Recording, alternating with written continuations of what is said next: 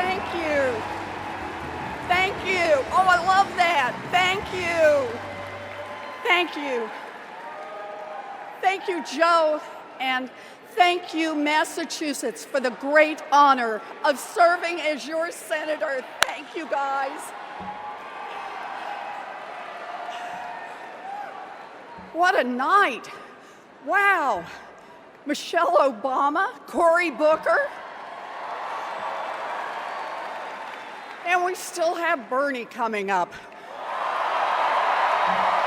Bernie reminds us what Democrats fight for every day. Thank you, Bernie. Thank you.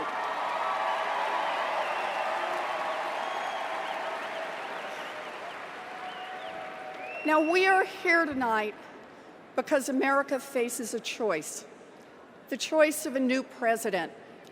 On one side is a man who inherited a fortune from his father and kept it going by cheating people, by skipping out on debts. A man who has never sacrificed anything for anyone. A man who cares only for himself every minute of every day. On the other side is one of the smartest, toughest, most tenacious people on this planet. A woman who fights for children, for women, for health care, for human rights. A woman who fights for all of us and who is strong enough to win those fights. We're here today because our choice is Hillary Clinton. I'm with Hillary. I'm with Hillary. I'm with Hillary. You know, for me, this choice is personal. It's about who we are as a people. It's about what kind of a country we want to be. I grew up in Oklahoma. My daddy ended up as a maintenance man, and my mom worked a minimum wage job at Sears. My 3 brothers served in the military. The oldest was career, 288 combat missions in Vietnam. The second worked construction, and the third started his own small business. Me, I got married at 19, graduated from a commuter college in Texas that cost $50 a semester. The way I see it, I'm a janitor's daughter who became a public school teacher, a professor, and a United States senator. America is truly a country of opportunity. Truly. I am deeply grateful to that America. I believe in that America, but I'm worried. I'm worried that my story is locked in the past, worried that opportunity is slipping away for people who work hard and play by the rules. I mean, look around. Americans bust their tails, some working 2 or 3 jobs, but wages stay flat. Meanwhile, the basic costs of making it from month to month keep going up. Housing, healthcare, childcare, the costs are out of sight. Young people are getting crushed by student loans. Working people are in debt. Seniors can't stretch a Social Security check to cover the basics. And even families who are okay today worry it could all fall apart tomorrow. This is not right. It is not.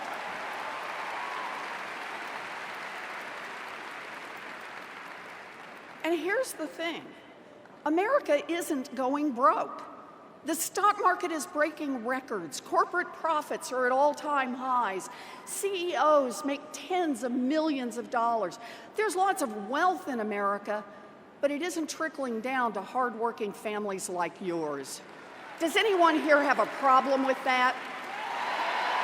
Yeah, well, I do too. People get it. The system is rigged. You know, it's true. Now, so-called experts claim America is in trouble because both political parties in Washington refuse to compromise. Gridlock. That is just flat wrong. Washington works great for those at the top. When giant companies wanted more tax loopholes, Washington got it done. When huge energy companies wanted to tear up our environment, Washington got it done. When enormous Wall Street banks wanted new regulatory loopholes, Washington got it done. No gridlock there. But try to do something, anything for working people, and you'll have a fight on your hands. Democrats have taken on those fights. That's what we do.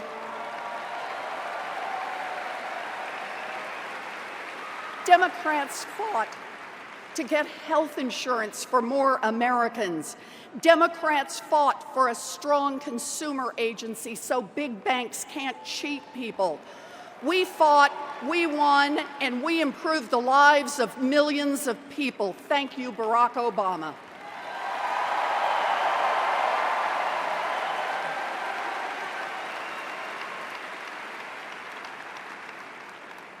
Yes, we won, but Republicans and lobbyists battled us every step of the way. 5 years later, that consumer agency has returned $11 billion to families who were cheated. And Republicans, they're still trying to kill it.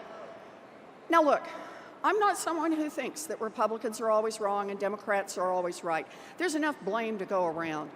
But there is a huge difference between people fighting for a level playing field and the people fighting to keep the system rigged.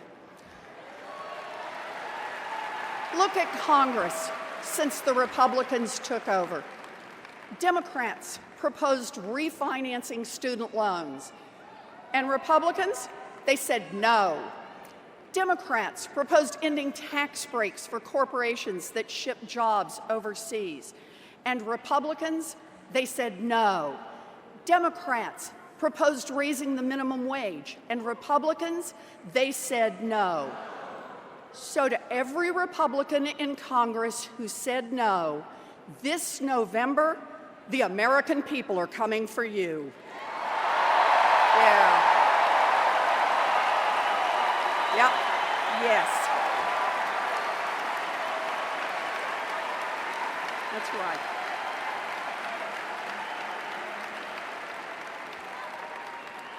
And where was Donald Trump? In all these fights, not once did he lift a finger to help working people. And why would he? His whole life has been about taking advantage of that rigged system.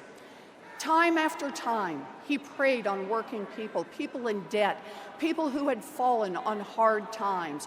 He's conned them, he's defrauded them, and he's ripped them off. Look at his history. Donald Trump said he was excited for the 2008 housing crash that devastated millions of American families because he thought it would help him scoop up more real estate on the cheap. Donald Trump set up a fake university to make money by cheating people and taking their life savings. Donald Trump goes on and on and on about being a successful businessman, but he filed business bankruptcy 6 times, always to protect his own money and stick the investors and contractors with the bill. Donald Trump hired plumbers and painters and construction workers to do hard labor for his businesses. Then he told them to take only a fraction of what he owed or fight his lawyers in court for years. So, what kind of a man acts like this? What kind of a man roots for an economic crash that cost millions of people their jobs, their homes, their life savings? What kind of a man cheats students, cheats investors, cheats workers? Well, I'll tell you what kind of a man who must never be President of the United States.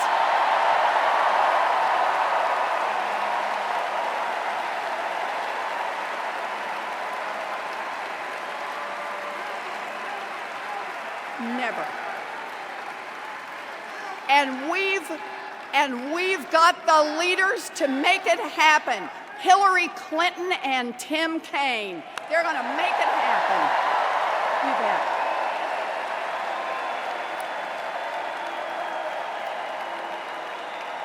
Look, Donald Trump knows that the American people are angry, a fact so obvious he can see it from the top of the Trump Tower. So now he's insisting that he, and he alone, can fix the rigged system. Last week, Donald Trump spoke for more than an hour on the biggest stage he's ever had. But other than talking about building a stupid wall, which will never get built,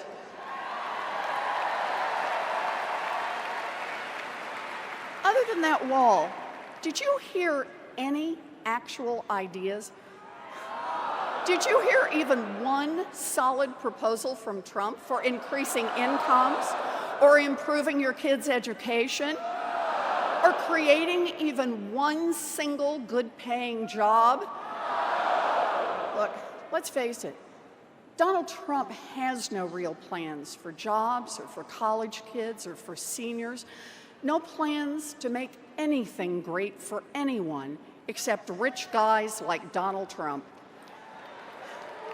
Just look at his ideas. Donald Trump wants to get rid of the federal minimum wage. Donald Trump wants to roll back financial regulations and turn Wall Street loose to wreck our economy again. And Donald Trump has a tax plan to give multimillionaires and billionaires like himself an average tax cut of $1.3 million a year.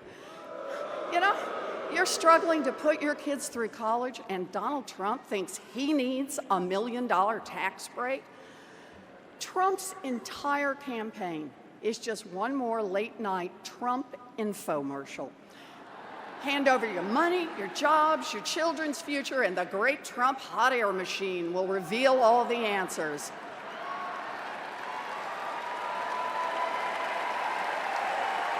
Now, and for one low, low price, he'll even throw in a goofy hat.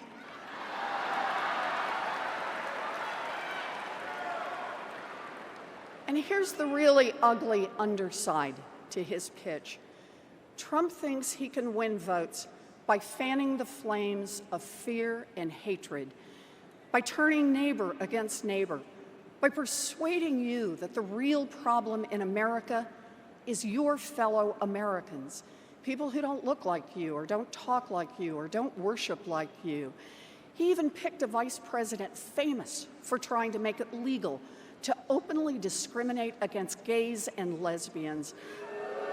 That's Donald Trump's America, an America of fear and hate, an America where we all break apart, whites against blacks and Latinos, Christians against Muslims and Jews, straight against gay, everyone against immigrants, race, religion, heritage, gender. The more factions, the better. But ask yourself this.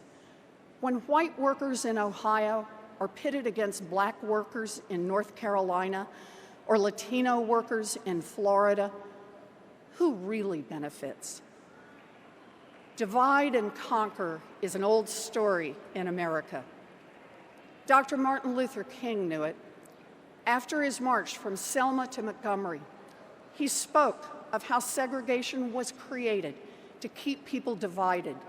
Instead of higher wages for workers, Dr. King described how poor whites in the South were fed Jim Crow, which told a poor white worker that, quote, no matter how bad off he was, at least he was a white man, better than the black man. Racial hatred was part of keeping the powerful on top.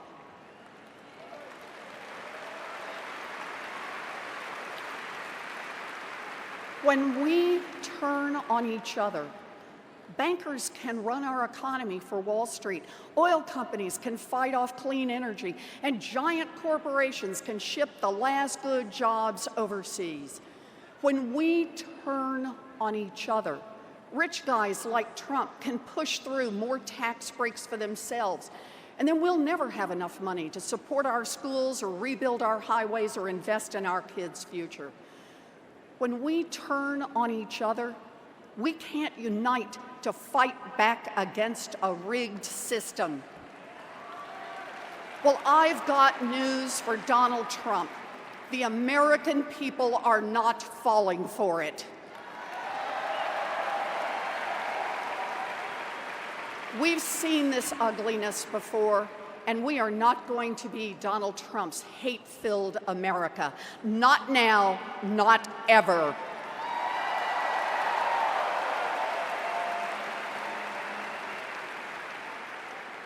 This is about our values, about our shared values with our candidates, Hillary Clinton and Tim Kaine. Let's talk about those values. We believe that no matter who you are, no matter where you're from, no matter who you love, equal means equal. Hillary will fight to make sure discrimination has no place in America, and we're with her.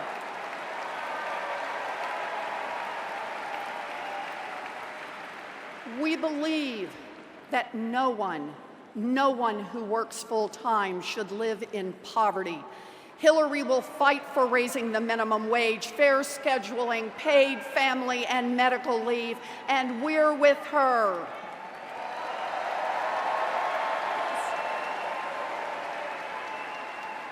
We believe every kid in America should have a chance for a great education without getting crushed by debt. Hillary will fight for refinancing student loans and debt-free college. We are with her. And we believe that after a lifetime of hard work, seniors should be able to retire with dignity. Hillary will fight to expand Social Security, strengthen Medicare, and protect our retirement accounts, and we're with her.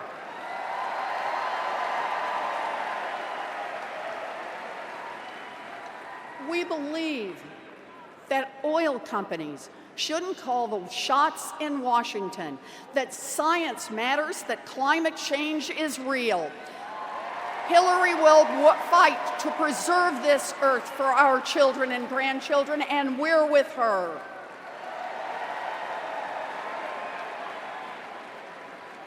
We believe, and I can't believe I have to say this in 2016, in equal pay for equal work and a woman's right to control over her own body. Hillary will fight for women, and we're with her. Right. We believe we don't need weaker rules on Wall Street. We need stronger rules. And when big banks get too risky, break them up. Hillary will fight to hold big banks accountable, and we're with her.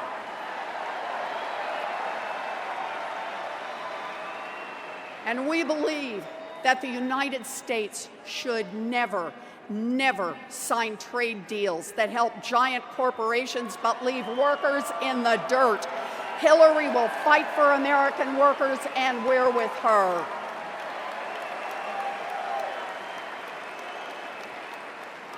Okay, and just one more.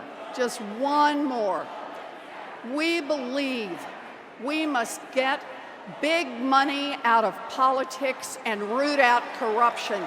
Hillary will fight to overturn Citizens United and return this government to the people.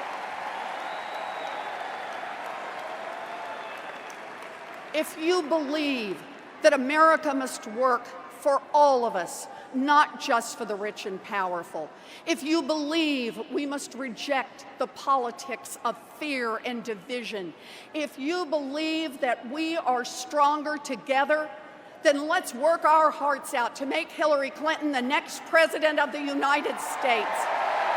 Thank you.